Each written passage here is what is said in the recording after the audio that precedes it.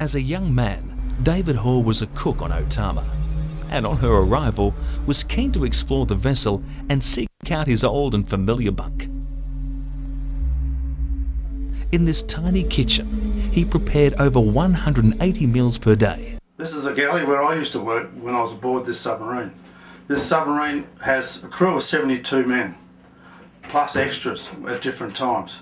In this galley I used to work with a baby chef, and the two of us would work in here a good part of the day, around about 15 hours a day. We had to supply meals, hot meals, every meal time, 2 choices for lunch and a sweet, or what we call duff, and 2 choices again at tea with a hot breakfast. Plus also in this galley we used to also do what we call midnighters, a small snack, as well as making bread. All we had to have was 3 hot plates, 2 ovens and a deep fat fryer.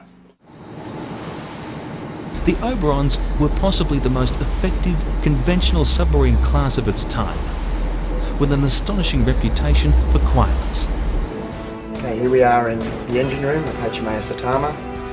We have 2 diesel engines, V16, HMAS Otama being a diesel-electric submarine. The engines drive 2 generators. There's no connection to the propellers at all. The propellers are driven by electric motors that are driven off those batteries. Traditionally, the engines were named after famous couples, such as Bonnie and Clyde. HMAS Otama's engines are named Miss Piggy and Kermit. Okay, we're in the motor room. Motor room is like a power generator, a power station. It controls the generators on the back of the diesels, and it controls where that power goes, usually to charge the batteries, but also to the propulsion. Also in the motor room, we receive commands from the control room as to the speed that they wish the propellers to be turned at, and we configure the motors to achieve that speed. Okay, this is the main propulsion switchboard.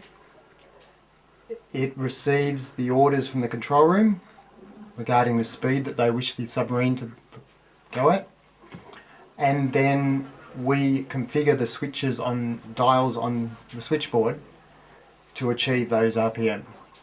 You've got your telegraphs up the top, your motor RPM here, and all your switches down below. This is the forward torpedo compartment. This is the largest compartment of 5 compartments inside the submarine. This houses 22 torpedoes. Torpedoes are placed in the racks here behind me. We can place 6 on the bottom rack, 6 on the middle rack and 4 on the top rack, plus 6 torpedoes in the tubes themselves, as well as 2 down into the hold under my feet. The torpedo is also loaded down through the torpedo rack, comes down on a set of trolleys, comes down into the submarine, then hoisted out of the slide onto a rack, then can be loaded into the torpedo tube or pushed across to the side of the racks to allow another torpedo to come down. It has 6 torpedo tubes. Torpedo tubes are fired by high compressed air, which are released either manually here in the compartment or from the fire control panel back in the control room. While I was serving on this submarine, we used to carry 2 torpedoes, a Mark 8, which is an old World War II type torpedo, point and shoot, plus we used to carry a Mark 23 battery operated, which was wire guided. The wire was attached to the back of the torpedo and run out as it was fired and guided from the control room of the submarine until the wire broke or it attached itself to the submarine or ship that it was aiming at. The torpedo compartment also stores exit gear plus survival gear. If the submarine sinks, the submarine supplies each member of the crew a escape suit. This is the torpedo fire control panel. This fire control panel fires the torpedoes from the front of the submarine. Operator sits here and operates this panel with coalition with the captain of the submarine, working out where his target is, be it on the surface or under the water. So he sets the torpedoes to whichever wants to fire, what type of torpedo he wishes to fire, then presses the buttons to fire the torpedoes at his command, and fires the torpedo out to the target ahead of him. This is the forward periscope. It is the first of the 7 masts inside the submarine fin. This periscope is monocular, which operates by the captain. It is only used for attacking, when we're attacking a ship or another submarine that may be on the surface. The second periscope is the surge periscope. It can also be used for taking photos and solutions of navigation. Open the main events. Open main vents. Full dive on the plane. The trim of the submarine is mainly controlled by the officer of the watch through the trim pump. But while the submarine is dived, the small trimming of keeping depth is controlled by the helmsman. The helmsman then has to keep depth to the depth required from the officer of the watch, as well as keeping on course.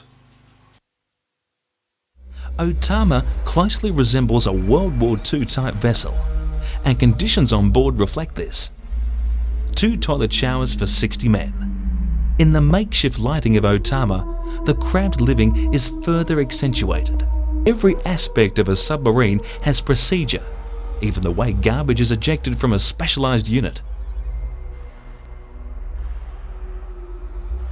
This is the forward junior sailors mess. 18 people used to sleep out of this mess. This mess is about the size of an average child's bedroom. This is their dining room, their lounge room, as well as their bedroom. They'd have all their meals here, also watch movies here, also play cards, write letters to their loved ones. They would eat in 3 shifts, coming on watch, middle watch and going off watch. To start with, they were the ultimate diesel electric boat that after many, many years of experiment that the Royal Navy, the British Navy, perfected. Even their propellers are specially shaped so they can travel at least, I would say, 6 knots without cavitating. And of course, cavitation is the thing that detects a submarine. Every submarine you go on is the best submarine in the world.